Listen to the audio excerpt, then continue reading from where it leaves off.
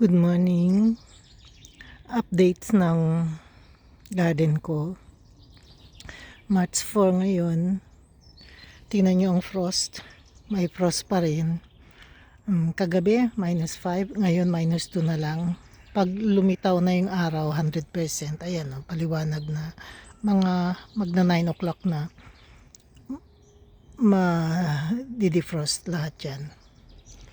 Etong rhododendron, nakita nyo, pag nakayuko yung dahon na yan, ibig sabihin nun may frost pa, pero pag nakatayo na, okay na.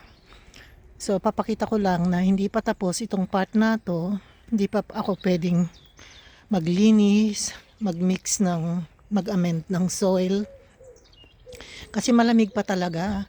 Pag inipo nyo lahat, matigas. Ayan ayan, may frost pa. Makikita nyo sa dahon. No? Maski ito, kahihipo ko lang. Ito, ang tigas-tigas. Lupa lang yan oh. So, frozen pa. Ayan pa, makikita nyo. Yung tubig, frozen. So, malamig pa talaga dito. Maski March na.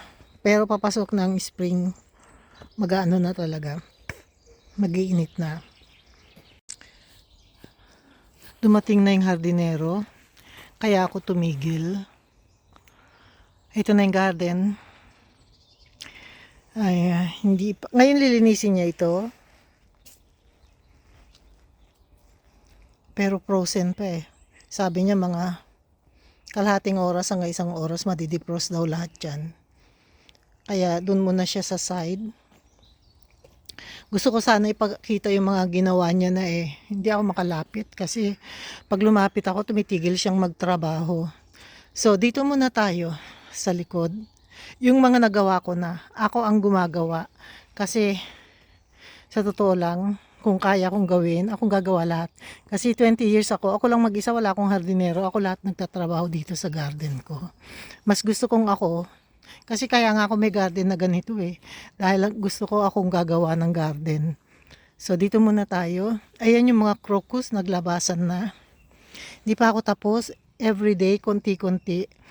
Pag hindi malamig, pero malamig talaga Nakagloves ako. Ngayon hindi ako nakagloves. Mamaya pa ako magtatrabaho pag mainit na. Before 12. Ayan yung crocus. Naglabasan na. Lahat ng halaman tulog pa rin kasi may frost pa paggabi. Ibig sabihin malamig pa dito. Yan yung mga crocus naglilitawan na. Yan ang unang bulaklak na lumalabas pag spring. Maski na malamig sa gabi, pag mainit sa araw at lumabas sila, okay na. Ito hindi pa ako tapos maglinis. Yan hinuhukay ko lahat yan. Pinapalitaw ko yung mga bato. Lilinisin ko lahat yan. Mas gusto ko maglilinis dito sa likod. Kasi dito kami nakaupo dyan. Kaya gusto ko ako naglilinis ng garden ko. Dito sa likod. Para alam ko kung anong puputulin, anong tatanggalin, anong lilinisin. So, ito na. Ito na siya. Hindi ko pa siya naayos. Siguro 2 araw na ako naglilinis. No? So, ito nakalimutan ko yung pangalan pero maalala ko din yan. Ganyan ako, nakakalimutan ko mga pangalan nila. Pagtapos na yung season, hindi ko na maalala yung iba, pero naalala ko ulit pag lumabas na yung bulaklak. So, yan yung yellow rhododendron. Yan yung apricot. Ayan, pinutol ko nung autumn. Ang dami kong tinanggal na sanga kasi ang daming tumutubong extra. Ayan nakita nyo malinis na. Pero lilinisin ko pa rin yan. Malinis na malinis. Pero kailangan mainit kasi ayoko magtrabaho ng malamig. Tapos ito lalagyan ko ng fertilizer. Iamin ko yung lupang yan. Dadagdagan ko ng lupa. Ito yung apple tree. Ito yung masarap mamunga. Late apple yan. Matagal mahinog. October pag nahinog ang bunga niyan. Pero yan ang pinakamasarap kong apple. Matagal na yan. Siguro mga 8 to 10 years old na yung apple tree na yan. Di kasi natutubigan. Pero gusto ko siya kasi maliit siya. Lahat ng bunga niya kaya kong pitasin. Kasi singlaki ko lang eh. Oh. Ayaw ko ng apple na mataas na puno. In general, ayaw ko ng fruit trees na mataas na puno. Kagaya niyan, oh. Nagtataasan na sila. Mamaya siguro bago umalis yung hardinero, papaputol ko yung mga fruit trees. Papabawasan ko para hindi mataas. Hanggat di pa sila namumulaklak, pwede pang habulin. No, galing na ako dito last time. Ito yung mga rhododendron. Ito, igagrind yan. Gagawing wood chips. Wood chipper meron kami. So, nandito ako sa likod na likod. Ito hindi ko nadiligan, pero mamaya didiligan ko yan. Bagong tanim yan. Bromberries, blackberries. Yan yung malalaking bunga, matatamis, thornless. Kaya ko nilipat yan kasi doon sa kabila, natabunan na siya ng shadows. Namumunga man, di na siya matamis. Kaya ang gagawin, kaya ang ginawa ko, inilipat ko. No? Yung ibang celery, ala nabuhay. Ibang celery, tinanggol ko sa paso, nilipat ko dyan. Sana mabuhay. At saka yung chives, yung malaking chives na yan. Nilipat ko dyan. Ayusin ko yan, i-amend ko yung lupa. So, may ikot-ikot lang tayo. Update lang ng garden. Kasi hindi ako makalabas. 3 weeks akong hindi nag-upload. Sobrang lamig talaga. Yung frost hindi umaalis. Gabi-gabi nandito hanggang the following morning, malamig pa rin. No? Tapos, ang ginagawa ko dito sa raised bed ko, nilalagyan ko ng compost para ma-amend yung lupa. Hindi ko nalalagyan ng fertilizer. No? So, usually tinatanim ko dito patatas, onions, at saka garlic. Pero, bihira ako magtanim ng onions kasi mura lang na onions eh. Garlic ang gusto ko itanim kasi ang garlic, maski hindi mo diligan, okay lang. So, nandito tayo sa likod na likod. Ayan ang view pag nandito ka sa likod na likod. No? So, para kang nasa forest. At saka, gising na yung mga ibon. Spring na talaga. Kasi nagkakantahan na sila. At saka ayaw nila pag nandito ako. Ayaw nila talaga pag nandito ako sa likod. So, papakita ko yung side. Pero lipat pa tayo dito sa kabila. No, may mga ano na mga buds ng maliliit. Actually, ang grass pag frost, yan puti-puti. Dew, akala nyo dew yan, frost yan. Pag inapakan nyo, anong tawag doon? Crispy. Pero ito, itong green na to, na-defrost na kasi nakatapat sa araw eh. Lalakad tayo ng konti. Itong azalea, ang daming bulaklak. Ito pa ang dami niyang bulaklak.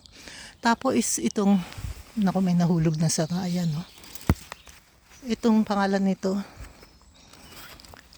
Itong snowballs. Wala pa akong makitang sign ng bulaklak. Ito meron na.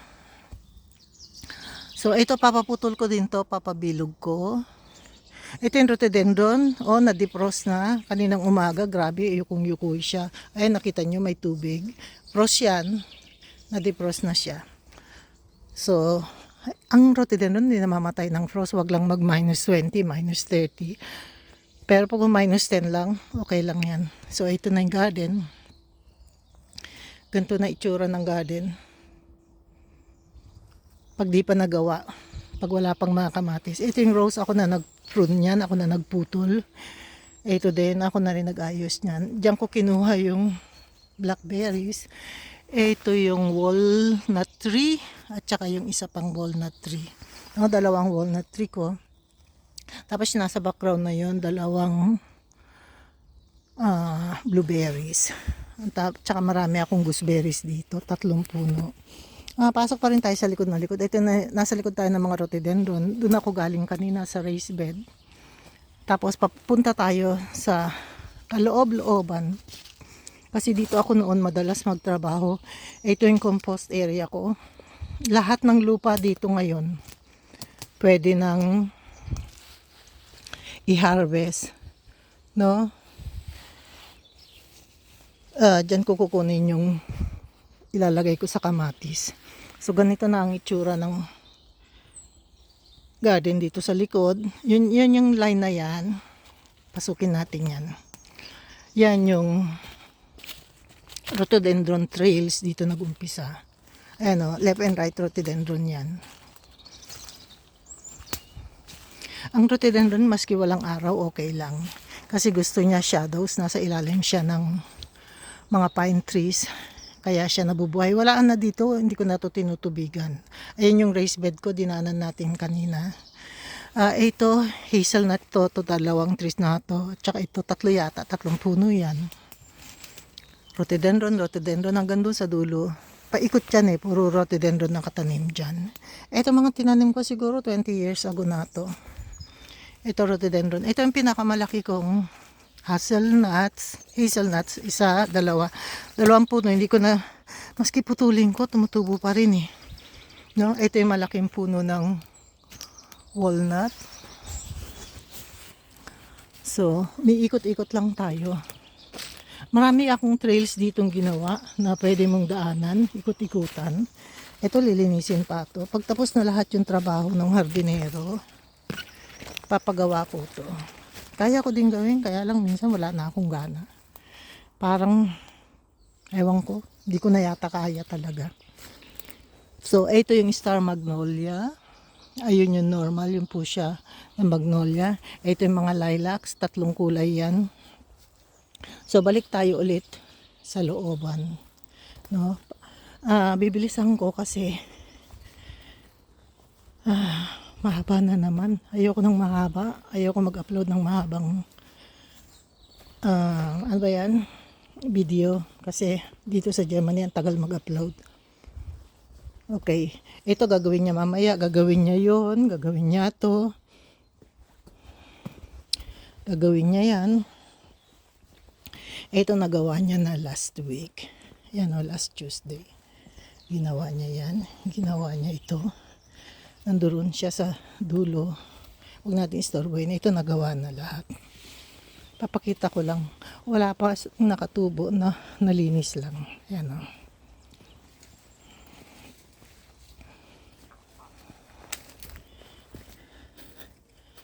Ayan.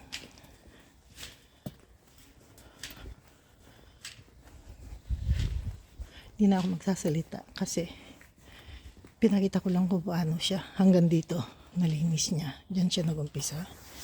So, tapos na tayo. Thank you so much. Mag-like, mag-subscribe kayo. Pag nagustuhan niyo, mag-comment na rin kayo para makilala ko kayo. Thank you and God bless.